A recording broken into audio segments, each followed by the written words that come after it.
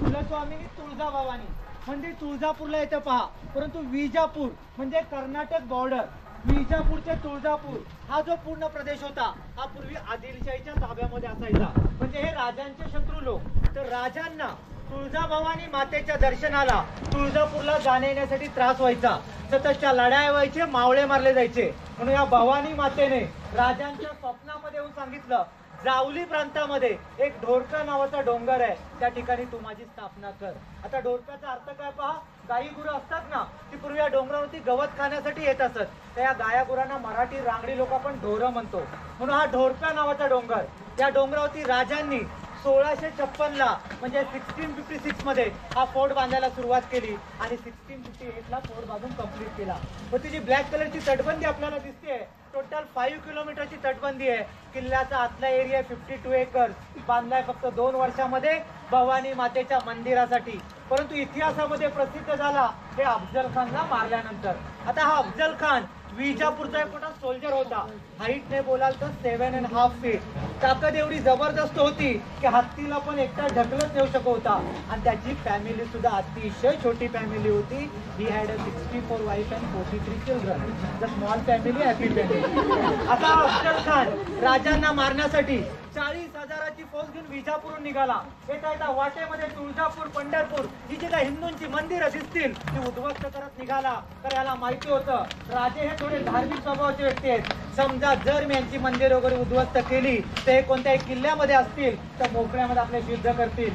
परंतु राजांना माहित होतं खुल्या मैदानामध्ये अफजल खानाशी आपला निभावच होणार नाही, कारण त्याची फौजही जास्त आहे आणि ताकदही जास्त आहे.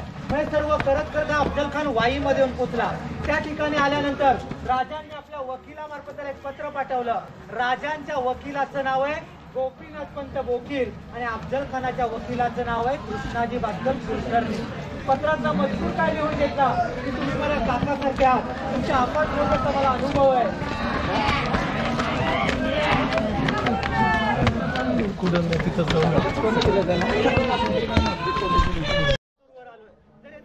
निमंत्रण देतात तर जायला काहीच हरकत नाही. अफजल खानने राजांना भेटायचं मान्य केलं आणि दोघांमध्ये डिवाइड ठरला. 10 नोव्हेंबर 1659, 10 नोव्हेंबर 1659 इंग्रजी कॅलेंडरनुसार. मराठीतला महिना होता मार्गशीर्ष शुद्ध सप्तमी, शके 1581, वार होता गुरुवारचा आणि वेळ दुपारची 12ची. तो दिवस काल होता मार्गशीर्ष सप्तमी. काल आपण इथे शिवप्रताप दिन म्हणून साजरी केलेला आहे, अफजल खानला मारलेला दिवस.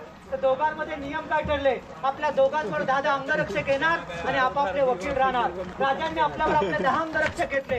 संभाजी कावजी कोंडाळकर, जीवा महाले, सिद्धी इब्राहिम, काकाजी इंगळे, येसाजी कंक, कोंडाजी कंक, कृष्णाजी गायकवाड, सुरजी काटक, विसाजी मोरंपक आणि संभाजी करवर. परंतु अफजल खानने आपल्या ताकदीच्या गुर्मीमुळे आपल्यावर एकच अंगरक्षक घेतला, त्याचं नाव आहे सय्यद बंडा. आणि हा अफजल खान, या दोघांचा जो इतिहास होता हा राजांना पूर्वीपासून माहित होता. हा अफजल खान काय करायचा, कोणत्याही राजाला भेटीच्या कारणाने बोलवायचा, मिठीमध्ये घ्यायचा आणि तिथे चावळून मारायचा. कारण 7.5 फुटाचा ताकदवर माणूस, त्याच्या मिठीतून कुणी सुटत नव्हतं. आणि सय्यद बंडाची खासियत काय, तर 10 फूट दूर माणूस पाहिल त्याला उडी मारून दानपट्ट्याचे का धावामध्ये कापायचा, एवढी त्याची नजर तीक्ष्ण होती. हे राजांना माहित असल्यामुळे या दोघांना भेटायला जाण्याअगोदर राजांनी आपलं स्वतःचं संरक्षण केलं. म्हणजे राजे जो अंगरखा घालायचे त्याच्या आतमध्ये चिलखत घातली, डोक्याला बांधतात त्याला मंदिरा म्हणतात, त्याच्या आतमध्ये जिरेटो घातला. आणि राजांनी या युद्धासाठी वेगळं शस्त्र बनवलंय, त्या शस्त्राचं नाव आहे वाघनख. म्हणजे लोखंडाची 4 नखं असतात आणि वरच्या बाजूला अंगठ्या असतात, समोरच्यांना समजून येत नाही. अशा प्रकारे तयारीमध्ये त्याला भेटण्यासाठी खाली गेले. तिकडे एक सुंदर शामियाना बनवला होता, आतमध्ये अफजल खान आणि सय्यद बंडा बसला होता. आता राजांना माहिती होतं आपल्याला अफजल खानची जास्ती भीती होणार नाही, परंतु या सय्यद बंडाची होईल, कारण ती 10 फुटावरची नजर तीक्ष्ण आहे, आपल्या प्रत्येकावरती लक्ष ठेवून राहणार. म्हणून राजांनी त्या ठिकाणी नाटक केलं. अफजल खानला सांगितलं जसं मी तुला घाबरतोय त्याच्या कितीतरी पटीने सय्यद बंडाला घाबरतोय. हा जर शामियानाच्या बाहेर गेला तरच मी भेटायला आतमध्ये येईल, नाही तर मी किल्ल्यावरती परत चाललोय. आता या अफजल खानला वाटलं आता तर राजांचा जो खेळ आहे 5 ते 10 मिनिटांमध्ये आता मी संपवणारच आहे, परंतु आपल्या अंगरक्षकाच्या कारणानिमित्त किल्ल्यावरती परत गेले तर 2-3 दिवस जातील यांना विनवणी करायला. त्यापेक्षा आपल्या अंगरक्षकाला 5 मिनिटं बाहेर ठेवलं तर राजा आपलं काही करू शकत नाहीत.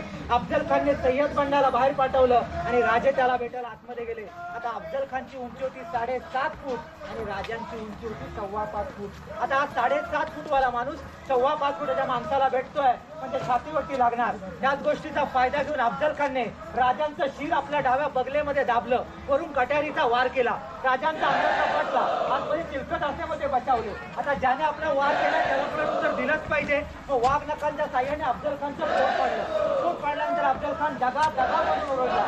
कृष्णाजी भास्कर बाहेरून धावत आला, राजांवर वार केला. त्या वाराने राजे भिरभिरले. पण या संधीचा फायदा घेऊन सय्यद बंडा राजांवर दानपट्टा चालवणार.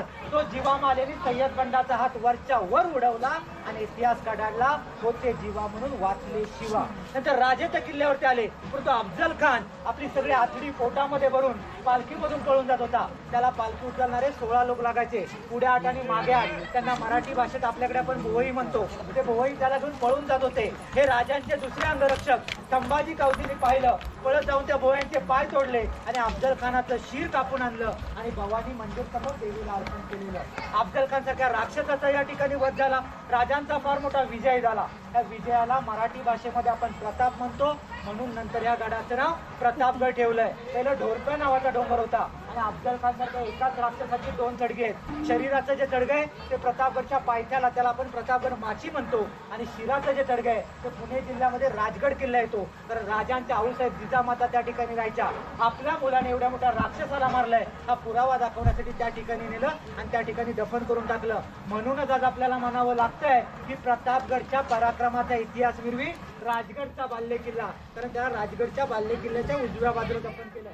आता इथे आपण जे काम चालू केलंय त्याच्या आतमध्ये एक छोटीशी गुहा आहे. ही गुहा एवढी लहान नव्हती, पुढे या दगडी पडल्या जिथपर्यंत होती, पूर्ण 10 फूट उंचाची. त्यावेळेस अफजल खानचं युद्ध झालं त्यावेळेस राजांनी या पूर्ण परिसरामध्ये 40 मावळे लपवून ठेवलेले. त्या राजांशी काही दगापटका झाला तर या 40 मावळ्यांनी किल्ल्याचं संरक्षण करायचं. परंतु 1957ला इंडियाचे फर्स्ट प्राईम मिनिस्टर नेहरू या ठिकाणी आले. ते येण्यासाठी पायऱ्यांनी रोड बनवला. तर केवळ पायऱ्यांचं रोडचं काम हवं त्या हेतून गुहा कट केलेली आहे. त्याचं पूर्ण 40 लोक उभी राहतील एवढा मोठा परिसर होता. आता दाखवण्यासाठी तेवढीच आहे. आपल्या पाठीमागेच्या 2 गोल भिंती दिसत आहेत, त्याच्या आतमध्ये किल्ल्याचा मुख्य दरवाजा आहे. आता आपण जिकडून चालत आलो तिथून जर सहज तुम्ही वर पाहिलं असतं तर आपल्याला हे दोन्ही भिंती एकत्र वाटल्या असत्या.